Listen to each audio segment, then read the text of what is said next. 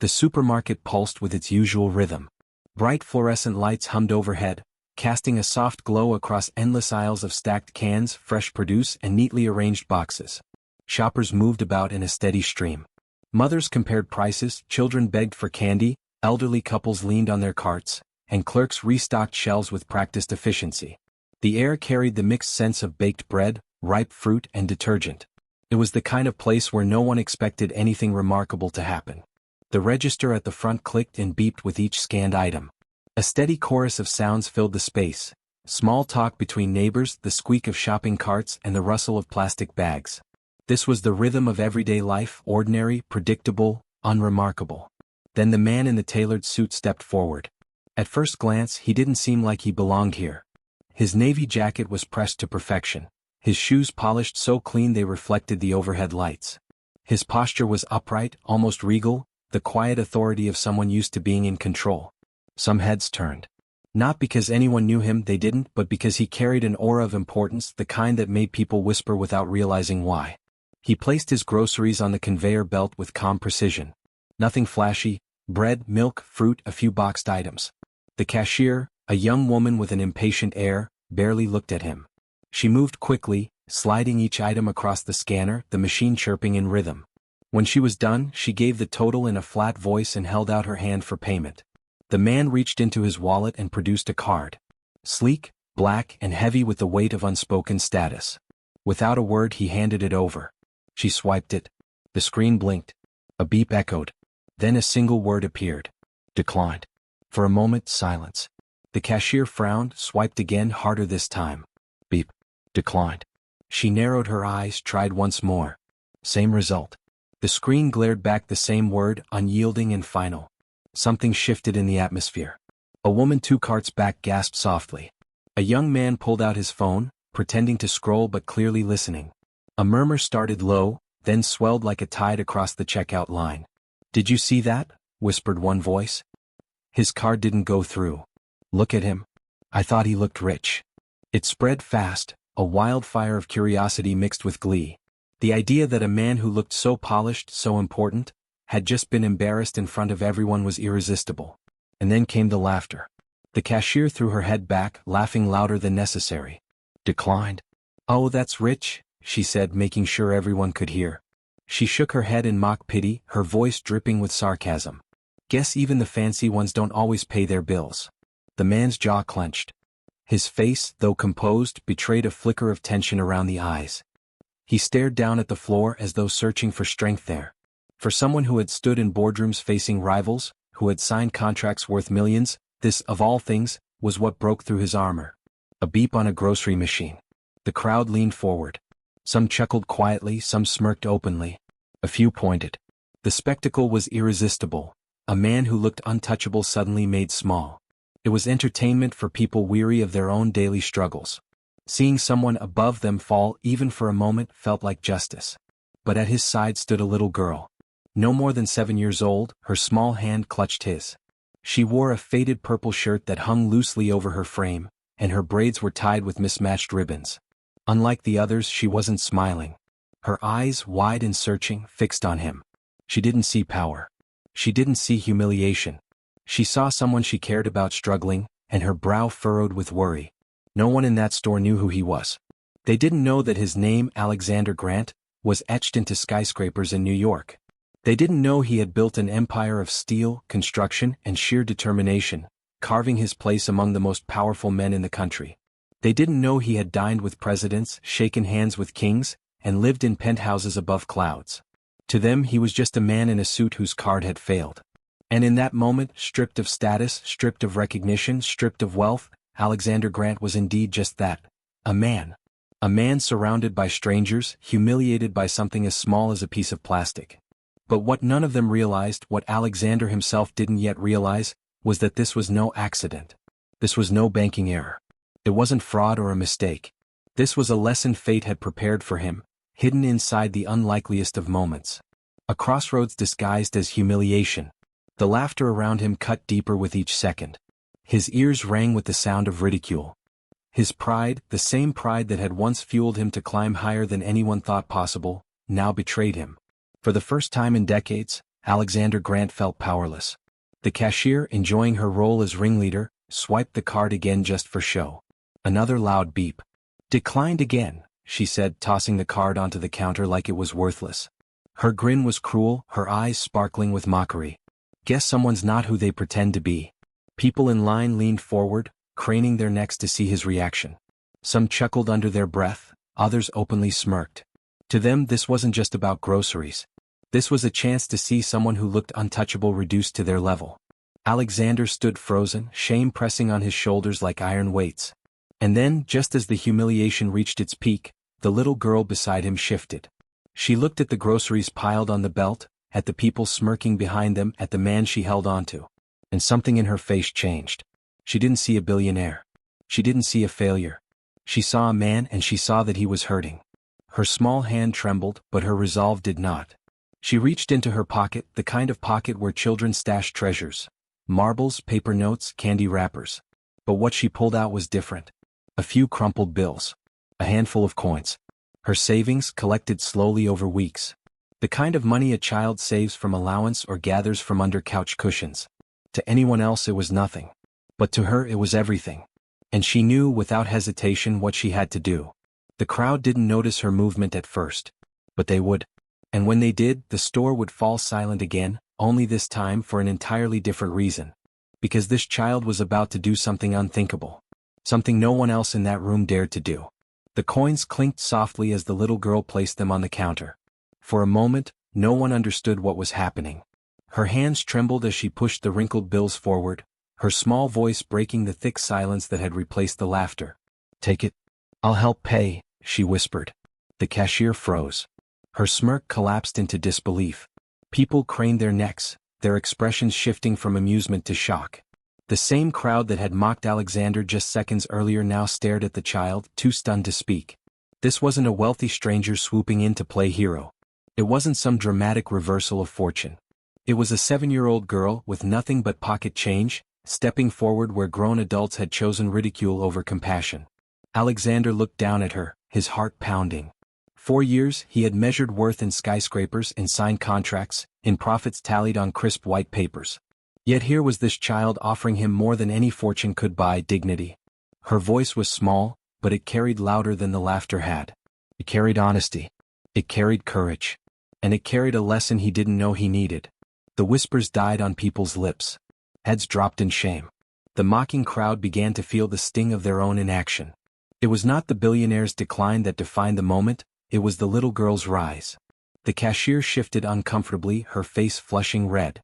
The coins on the counter glimmered under the fluorescent lights like gold, not because of their value, but because of the heart that had placed them there. Alexander's throat tightened. He had given speeches to boardrooms filled with men who commanded nations. He had stood in front of investors, defending visions of steel and glass. He had signed checks larger than this girl's family would see in a year. But none of those moments compared to this one, being rescued not by power but by innocence. The child tugged gently at his sleeve, her eyes bright and fearless despite the crowd around her. "It's okay," she said softly. "You can take mine." He bent down, meeting her gaze, and for the first time in years Alexander Grant, the man whose name had always towered over others, felt small in the best possible way. Tears burned at the corners of his eyes and he did not fight them. "Thank you," he whispered, his voice breaking. The store, once buzzing with ridicule, shifted. A weight lifted. Those who had laughed looked away, ashamed. A man who had mocked earlier now cleared his throat and shuffled back. The cashier, who had once been so loud, quietly rang up the groceries, her tone subdued, no longer daring to joke. As the bags were packed, Alexander gently placed his hand over the girl's tiny fist. The coins, still warm from her palm, seemed heavier than steel. They carried not currency but meaning, a reminder of what he had lost and what he had just been given. When the groceries were ready, he didn't walk straight to the waiting limousine outside. He took her hand and asked softly, "Can I walk you home?" She nodded without hesitation. The people in the store watched in silence as the billionaire and the little girl stepped into the sunlight together. Gone was the spectacle of shame. In its place was something quieter, something far more powerful, the undeniable weight of kindness. They walked through narrow streets lined with weathered houses. Cracks ran along the sidewalks and porches sagged under the weight of years.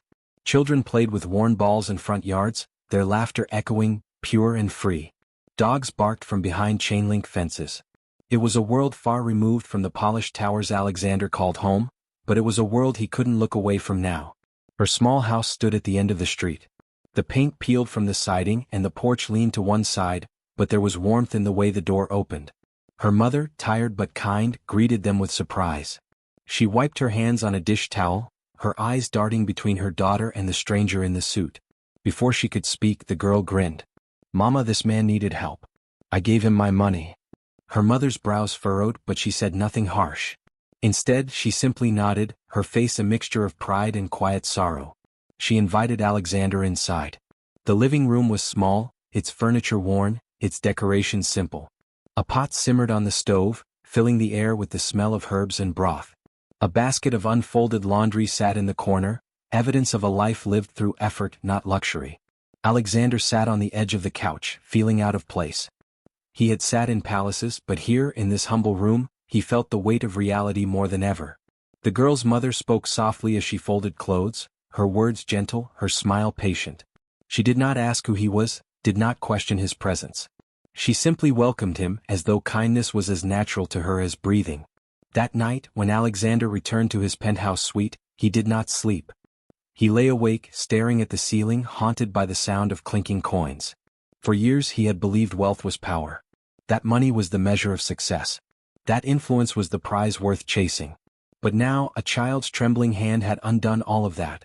For the first time in decades he wondered if he had been wrong. The laughter at the supermarket had stung. But it was her gesture that pierced his soul. She had nothing, yet she gave everything.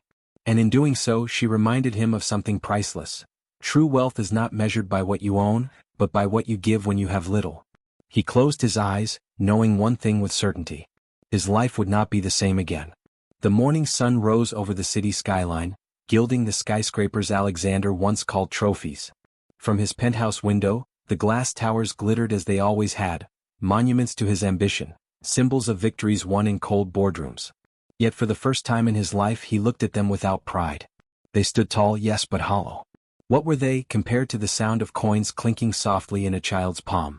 He poured himself coffee but left it untouched. His thoughts kept circling back to the girl, her small voice, her trembling hand, her selfless courage. She had offered everything she had to a stranger. He had spent his entire life protecting his fortune, guarding it, building it higher and higher. But she had shown him that wealth was not something to hoard. Wealth was something to share. All day her face stayed with him. Her braids, her purple shirt, her unwavering gaze. She had not seen a billionaire or a failure, she had seen a human being in need. And that was enough for her to act. By evening he made his decision. He could not return to life as it had been. The empire of steel and glass was still his, but its meaning had crumbled. He wanted something different now, something lasting. He wanted to build a legacy not of stone but of compassion. The very next week, the world learned of his decision. Headlines spread across newspapers and television screens. Alexander Grant announces major philanthropic foundation. Billionaire turns focus from business to families in need. From empire to empathy, Grant's new mission. Reporters scrambled for details. Critics were skeptical. Business analysts called it a distraction. But Alexander didn't care. For the first time, he wasn't chasing approval or numbers. He was chasing something that could never be measured on a balance sheet. The foundation's first mission was simple but powerful: pay grocery bills for struggling families.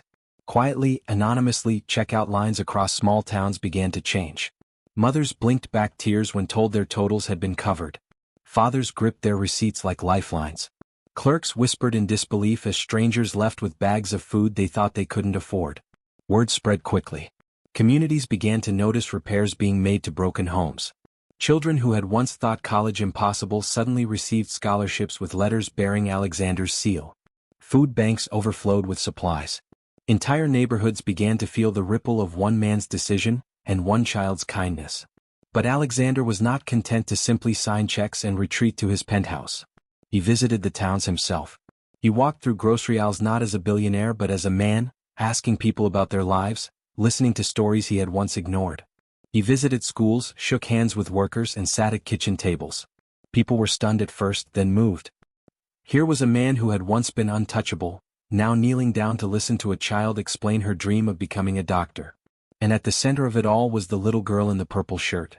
He never allowed her to be paraded as a symbol, never turned her into a spectacle. To the world she remained just a little girl, her name protected, her identity shielded. But to him she was the face of it all. Every decision, every act of generosity, every plan for the foundation traced back to her trembling hand offering coins at a grocery counter. Alexander ensured her family never struggled again. He paid off their debts quietly, restored their home, and gave her mother opportunities she had never dreamed possible. But he did more than that, he gave them dignity. No cameras. No publicity. Just quiet, steady kindness.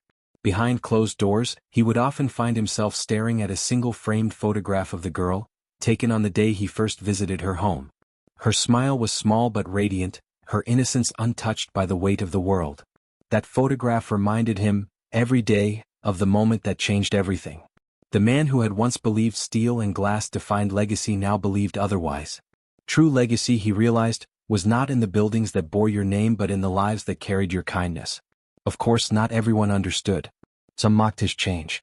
A billionaire trying to buy redemption, they said. Others accused him of weakness, of losing the sharp edge that had made him powerful. But Alexander didn't answer them. He didn't need to.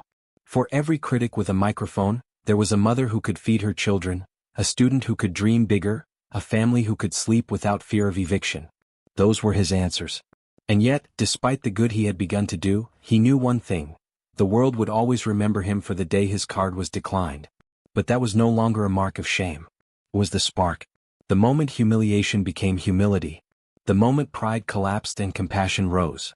The moment he stopped being merely a man of wealth and began to become a man of meaning. He could still feel the weight of those crumpled bills. He could still hear the coins clinking in the silence of that store. And he knew, with every act of kindness that followed, that he was repaying a debt far greater than any dollar amount. Years would pass, skyscrapers would still stand, and his empire would continue to produce profit. But for Alexander Grant, none of it mattered in the same way anymore. For he had learned that steel can rust, fortunes can fade, and names on towers can be forgotten. But kindness endures. And it all began with a little girl in a purple shirt. Years passed. Cities changed, skylines stretched taller, and Alexander Grant's name continued to echo in boardrooms, but not for the reasons it once had. When people spoke his name now, it wasn't about ruthless takeovers, contracts, or the cold grind of business. It was about something else, something far quieter, yet infinitely more powerful. They spoke of the day his card was declined. It had become a story passed from one person to another, not as gossip, but as a parable. A billionaire, humiliated in a small-town grocery store, taught the meaning of wealth not by his fortune, but by a child with coins in her pocket. The world loved the irony, but even more, it loved the transformation. Alexander didn't shy away from that memory. He embraced it. The moment that once stung like fire had become his anchor. In interviews, when asked about his turn to philanthropy, he didn't cite strategy or branding. He told the truth that a little girl reminded him of what mattered. And every time his voice softened, his eyes clouded, and he admitted he owed his new life to her courage. The girl herself grew up quietly. Thanks to his careful protection, she lived without the weight of fame or exploitation. Her life was not broadcast, not sold to tabloids, not turned into spectacle. But in the background, Alexander ensured she and her family thrived. Her mother finished school and opened a small business. Their once fragile home stood strong, freshly painted, its porch repaired, filled with laughter. The girl blossomed into a young woman with dreams no longer bound by survival. And yet she never forgot. Even years later, she would sometimes run her fingers across the edge of a coin she had kept from that day, the only one she hadn't placed on the counter. For her, it wasn't about money either. It was about the moment she had seen someone in need and acted, when everyone else had turned away. For Alexander, that coin might as well have been forged from gold. The foundation he created grew into something larger than he had ever envisioned. What began with paying grocery bills expanded into programs that rebuilt homes, funded medical treatments, sent thousands of children to school, and created community centers where families could gather in safety. The reach extended far beyond his own country. Soon, families across continents whispered his name not with envy, but with gratitude. But Alexander didn't want statues, nor did he want monuments. In fact, he refused them. "Don't put my name on walls," he once said. "Put food on tables. Put shoes on children. Put hope where people think there is none." And so, his legacy wasn't carved in stone. It was carved into lives. Still, there were critics. There always would be. Some called him naive, claiming his fortune should have been guarded, not given away. Others suspected ulterior motives. But Alexander had stopped living for the approval of men long ago. His only measure of success was whether one more child could go to bed without hunger, one more mother could sleep without fear, one more family could hope again. And whenever doubt tried to creep back in, he would remember the look on the little girl's face in that grocery store, steady, unafraid, choosing kindness when no one else did. One evening, years after that fateful day, Alexander walked through a community center built with his foundation's funds. Children played soccer in the courtyard, their laughter ringing out against the sunset. Inside, families gathered for a free meal served at long tables. He moved among them quietly, shaking hands, listening, smiling. No cameras followed him, no press documented his steps. He didn't want headlines. He wanted connection. A young boy tugged at his sleeve. "Mister," he asked shyly, "are you rich?" Alexander paused, kneeling down to meet his eyes. He thought of skyscrapers, of contracts, of money stacked in vaults. Then he thought of coins in a child's trembling hand. He smiled. "Not the way you think," he said. "But I have everything I need." That was the legacy. It wasn't about Alexander Grant, billionaire. It wasn't about the towers his name still adorned. It was about the ripple effect of a single act of compassion. A child with nothing had changed the life of a man with everything. And in turn, that man had changed the lives of countless others. The story became timeless. Parents told it to their children. Teachers shared it in classrooms. Pastors wove it into sermons. And every retelling carried the same moral. True wealth is never measured in bank accounts or shining cards, but in the courage to be kind when kindness is hardest. Alexander lived the rest of his days in that truth. He worked, he gave, he listened, he built, but above all he remembered. And when he passed, people did not write only of his empire. They wrote of his humility. They wrote of a small-town grocery store where fate stripped away his pride, and a little girl rebuilt his soul. Years later, those who had once mocked him in that store carried the memory differently too. Some admitted their shame, confessing they had laughed at another man's fall. Others said that day haunted them, that they wished they had done what the little girl did. But in a way that was part of the gift. Her courage had not only saved Alexander, it had challenged everyone who witnessed it to reconsider their own choices. And so, the story lived on. Not in ledgers, not in steel, but in hearts. The card that once declined had purchased something far greater than groceries. It had purchased perspective. It had purchased humility. It had purchased, through pain and kindness, a legacy that no bank could ever hold. The world eventually forgot many of the details of Alexander Grant's empire. But it never forgot the girl in the purple shirt, standing in silence, offering coins that weighed more than gold. And in the end that was enough. Because true wealth, the kind that never declines, is written not in numbers but in compassion.